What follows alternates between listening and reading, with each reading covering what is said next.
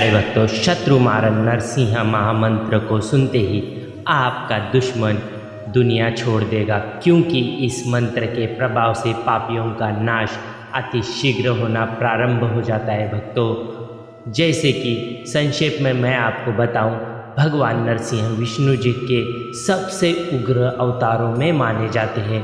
उनके इस मंत्र जाप से शत्रुओं का नाश होकर पराक्रम में बढ़ोतरी होती है और आत्मविश्वास में भी वृद्धि होती है। नरसिंह मंत्र से तंत्र मंत्र बाधा, भूत पिशाच, भय काल, मृत्यु का डर, असाध्य रोग आदि से छुटकारा मिलता है तथा जीवन में शांति और समृद्धि की प्राप्ति होती है। अगर आपका दुश्मन आपके जीवन में दुख भर दे रहा है, आपको हर एक शत्रु बाधा से पीड़ित कर रहा है, तो ऐसे में आप शत्रुओं से डरे सहमे से हैं और आपके प्राणों के पीछे हाथ धोकर पड़े हुए आपके शत्रु समस्त तरीके से नष्ट हो जाते हैं। प्यारे भक्तों, इस मंत्र का जाप 108 बार उच्चारण करने से या सुनने से पापी शत्रुओं से छुटकारा और आपका दुश्मन आपका ही पीछा करना छोड़ देगा। आपका दुश्मन उसके कर्मों का फल शीघ्र अतिशीघ्र ही पाएगा। और इस महामंत्र उच्चारण को सुनते समय भगवान नरसिंह का ध्यान करते हुए अपने सभी शत्रुओं के करतूतों को नरसिंह भगवान के समक्ष प्रस्तुत करते हुए शत्रुओं से मुक्ति और अपनी सभी मनोकामनाओं को पूर्ति करने की विनंती नरसिंह भगवान से करते हुए मंत्र उच्चारण को अंत तक यानी मंत्र संख्या अनुसार 108 बार सुने। नरसिंह भगवान सभी दुश्मनों से आपको मुक्ति कर देंगे। प्यारे भक्तों, संख्या के अनुसार 108 बार मंत्र उच्चारण करने से सभी शत्रुओं से मुक्ति और नरसिंह भगवान शत्रु बाधा से आपको मुक्त कर देंगे। भक्तों, मान्यता है कि शत्रु बाधा दूर करने में यह बहुत ही तीव्र गति से अपना प्रभाव दिखाता है। यह मंत्र उग्रं वीरं महाविष्णु ज्वलन्तं सर्वत्वमुखं नरसिंहं भीषणं भद्रं मृत्युर्मयं नमाम्यहं स्वाहा। ॐ उग्रं वीरं महाविष्णु ज्वलन्तं सर्वत्वमुखं नरसिंहं भीषणं भद्रं मृत्युर्मयं नमाम्यहं स्वाहा। ॐ उग्रं वीरं महाविष्णु ज्वलन्तं सर्वत्वमुखं नरसिंहं भीषणं भद्रं मृत्युर्मयं नमाम्यहं स्वाहा। ॐ उग्रं वीरं महाविष्णु ज्वलन्तं सर्वत्वमुखं नरसिंहं भीषणं भद्रं मृत्युर्मयं नमाम्यहं स्वाहा। ॐ उग्रं वीरं महाविष्णु ज्वलन्तं सर्वत्वमुखं नरसिंहं भीषणं भद्रं मृत्युर्मयं नमाम्यहं स्वाहा। ॐ उग्रं वीरं महाविष्णु ज्वलन्तं सर्वत्वमुखं नरसिंहं भीषणं भद्रं मृत्युर्मयं नमाम्यहं स्वाहा। ॐ उग्रं वीरं महाविष्णु ज्वलन्तं सर्वत्वमुखं नरसिंहं भीषणं भद्रं मृत्युर्मयं नमाम्यहं स्वाहा। ॐ उग्रं वीरं महाविष्णु ज्वलन्तं सर्वत्वमुखं नरसिंहं भीषणं भद्रं मृत्युर्मयं नमाम्यहं स्वाहा। ॐ उग्रं वीरं महाविष्णु ज्वलन्तं सर्वत्वमुखं नरसिंहं भीषणं भद्रं मृत्युर्मयं नमाम्यहं स्वाहा। ॐ उग्रं वीरं महाविष्णु ज्वलन्तं सर्वत्वमुखं नरसिंहं भीषणं भद्रं मृत्युर्मयं नमाम्यहं स्वाहा। ॐ उग्रं वीरं महाविष्णुज्वलन्तं सर्वत्वमुखं नरसिंहं भीषणं भद्रं मृत्युर्मयं नमाम्यहं स्वाहा। ॐ उग्रं वीरं महाविष्णुज्वलन्तं सर्वत्वमुखं नरसिंहं भीषणं भद्रं मृत्युर्मयं नमाम्यहं स्वाहा। ॐ उग्रं वीरं महाविष्णुज्वलन्तं सर्वत्वमुखं नरसिंहं भीषणं भद्रं मृत्युर्मयं नमाम्यहं स्वाहा। ॐ उग्रं वीरं महाविष्णुज्वलन्तं सर्वत्वमुखं नरसिंहं भीषणं भद्रं मृत्युर्मयं नमाम्यहं स्वाहा। ॐ उग्रं वीरं महाविष्णुज्वलन्तं सर्वत्वमुखं नरसिंहं भीषणं भद्रं मृत्युर्मयं नमाम्यहं स्वाहा। ॐ उग्रं वीरं महाविष्णुज्वलन्तं सर्वत्वमुखं नरसिंहं भीषणं भद्रं मृत्युर्मयं नमाम्यहं स्वाहा। ॐ उग्रं वीरं महाविष्णुज्वलन्तं सर्वत्वमुखं नरसिंहं भीषणं भद्रं मृत्युर्मयं नमाम्यहं स्वाहा।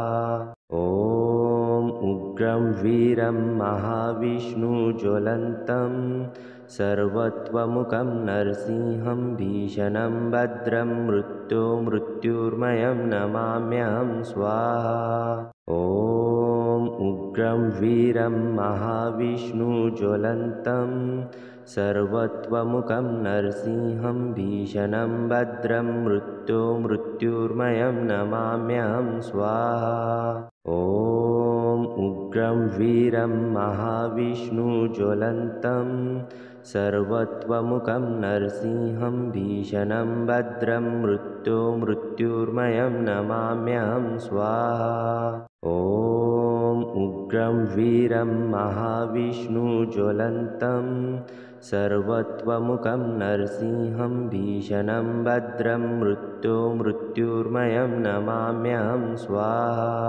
ॐ उग्रं वीरं महाविष्णुज्वलन्तं सर्वत्वमुखं नरसिंहं भीषणं भद्रं मृत्युर्मयं नमाम्यहं स्वाहा।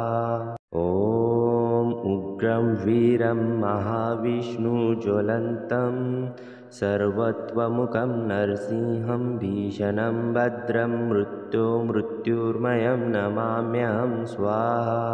ॐ उग्रं वीरं महाविष्णुज्वलन्तं सर्वत्वमुखं नरसिंहं भीषणं भद्रं मृत्युर्मयं नमाम्यहं स्वाहा। ॐ उग्रं वीरं महाविष्णुज्वलन्तं सर्वत्वमुखं नरसिंहं भीषणं भद्रं मृत्युर्मयं नमाम्यहं स्वाहा। ॐ उग्रं वीरं महाविष्णुज्वलन्तं सर्वत्वमुखं नरसिंहं भीषणं भद्रं मृत्युर्मयं नमाम्यहं स्वाहा। ॐ उग्रं वीरं महाविष्णुज्वलन्तं सर्वत्वमुखं नरसिंहं भीषणं भद्रं मृत्युर्मयं नमाम्यहं स्वाहा। ॐ उग्रं वीरं महाविष्णुज्वलन्तं सर्वत्वमुखं नरसिंहं भीषणं भद्रं मृत्युर्मयं नमाम्यहं स्वाहा। ॐ उग्रं वीरं महाविष्णुज्वलन्तं सर्वत्वमुखं नरसिंहं भीषणं भद्रं मृत्युर्मयं नमाम्यहं स्वाहा। ॐ उग्रं वीरं महाविष्णुज्वलन्तं सर्वत्वमुखं नरसिंहं भीषणं भद्रं मृत्युर्मयं नमाम्यहं स्वाहा। ॐ उग्रं वीरं महाविष्णुज्वलन्तं सर्वत्वमुखं नरसिंहं भीषणं भद्रं मृत्युर्मयं नमाम्यहं स्वाहा। ॐ उग्रं वीरं महाविष्णुज्वलन्तं सर्वत्वमुखं नरसिंहं भीषणं भद्रं मृत्युर्मयं नमाम्यहं स्वाहा। ॐ उग्रं वीरं महाविष्णुज्वलन्तं सर्वत्वमुखं नरसिंहं भीषणं भद्रं मृत्युर्मयं नमाम्यहं स्वाहा। ॐ उग्रं वीरं महाविष्णुज्वलन्तं सर्वत्वमुखं नरसिंहं भीषणं भद्रं मृत्युर्मयं नमाम्यहं स्वाहा। ॐ उग्रं वीरं महाविष्णुज्वलन्तं सर्वत्वमुखं नरसिंहं भीषणं भद्रं मृत्युर्मयं नमाम्यहं स्वाहा। ॐ उग्रं वीरं महाविष्णुज्वलन्तं सर्वत्वमुखं नरसिंहं भीषणं भद्रं मृत्युर्मयं नमाम्यहं स्वाहा। ॐ उग्रं वीरं महाविष्णुज्वलन्तं सर्वत्वमुखं नरसिंहं भीषणं भद्रं मृत्युर्मयं नमाम्यहं स्वाहा। ॐ उग्रं वीरं महाविष्णुज्वलन्तं सर्वत्वमुखं नरसिंहं भीषणं भद्रं मृत्युर्मयं नमाम्यहं स्वाहा। ॐ उग्रं वीरं महाविष्णुज्वलन्तं सर्वत्वमुखं नरसिंहं भीषणं भद्रं मृत्युर्मयं नमाम्यहं स्वाहा। ॐ उग्रं वीरं महाविष्णुज्वलन्तं सर्वत्वमुखं नरसिंहं भीषणं भद्रं मृत्युर्मयं नमाम्यहं स्वाहा।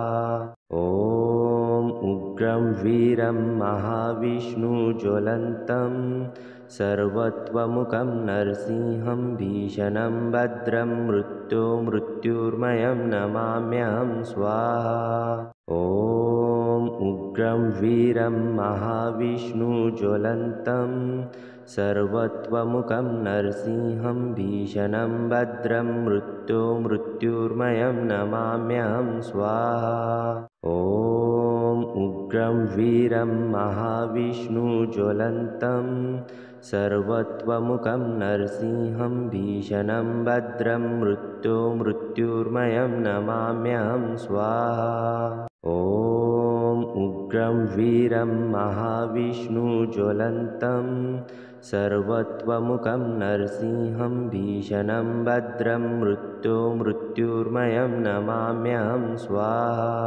ॐ उग्रं वीरं महाविष्णुज्वलन्तं सर्वत्वमुखं नरसिंहं भीषणं भद्रं मृत्युर्मयं नमाम्यहं स्वाहा।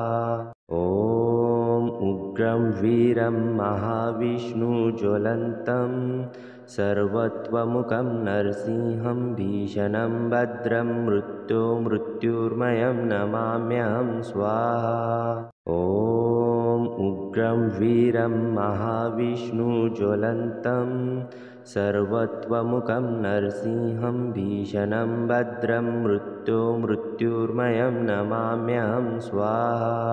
ॐ उग्रं वीरं महाविष्णुज्वलन्तं सर्वत्वमुखं नरसिंहं भीषणं भद्रं मृत्युर्मयं नमाम्यहं स्वाहा।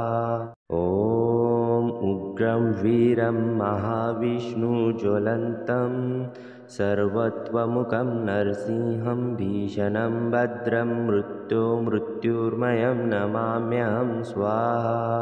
ॐ उग्रं वीरं महाविष्णुज्वलन्तं सर्वत्वमुखं नरसिंहं भीषणं भद्रं मृत्युर्मयं नमाम्यहं स्वाहा। ॐ उग्रं वीरं महाविष्णुज्वलन्तं सर्वत्वमुखं नरसिंहं भीषणं भद्रं मृत्युर्मयं नमाम्यहं स्वाहा। ॐ उग्रं वीरं महाविष्णुज्वलन्तं सर्वत्वमुखं नरसिंहं भीषणं भद्रं मृत्युर्मयं नमाम्यहं स्वाहा। ॐ उग्रं वीरं महाविष्णुज्वलन्तं सर्वत्वमुखं नरसिंहं भीषणं भद्रं मृत्युर्मयं नमाम्यहं स्वाहा। ॐ उग्रं वीरं महाविष्णुज्वलन्तं सर्वत्वमुखं नरसिंहं भीषणं भद्रं मृत्युर्मयं नमाम्यहं स्वाहा। ॐ उग्रं वीरं महाविष्णुज्वलन्तं सर्वत्वमुखं नरसिंहं भीषणं भद्रं मृत्युर्मयं नमाम्यहं स्वाहा। ॐ उग्रं वीरं महाविष्णुज्वलन्तं सर्वत्वमुखं नरसिंहं भीषणं भद्रं मृत्युर्मयं नमाम्यहं स्वाहा। ॐ उग्रं वीरं महाविष्णुज्वलन्तं सर्वत्वमुखं नरसिंहं भीषणं भद्रं मृत्युर्मयं नमाम्यहं स्वाहा। ॐ उग्रं वीरं महाविष्णुज्वलन्तं सर्वत्वमुखं नरसिंहं भीषणं भद्रं मृत्युर्मयं नमाम्यहं स्वाहा। ॐ उग्रं वीरं महाविष्णुज्वलन्तं सर्वत्वमुखं नरसिंहं भीषणं भद्रं मृत्युर्मयं नमाम्यहं स्वाहा। ॐ उग्रं वीरं महाविष्णुज्वलन्तं सर्वत्वमुखं नरसिंहं भीषणं भद्रं मृत्युर्मयं नमाम्यहं स्वाहा। ॐ उग्रं वीरं महाविष्णुज्वलन्तं सर्वत्वमुखं नरसिंहं भीषणं भद्रं मृत्युर्मयं नमाम्यहं स्वाहा। ॐ उग्रं वीरं महाविष्णुज्वलन्तं सर्वत्वमुखं नरसिंहं भीषणं भद्रं मृत्युर्मयं नमाम्यहं स्वाहा। ॐ उग्रं वीरं महाविष्णुज्वलन्तं सर्वत्वमुखं नरसिंहं भीषणं भद्रं मृत्युर्मयं नमाम्यहं स्वाहा।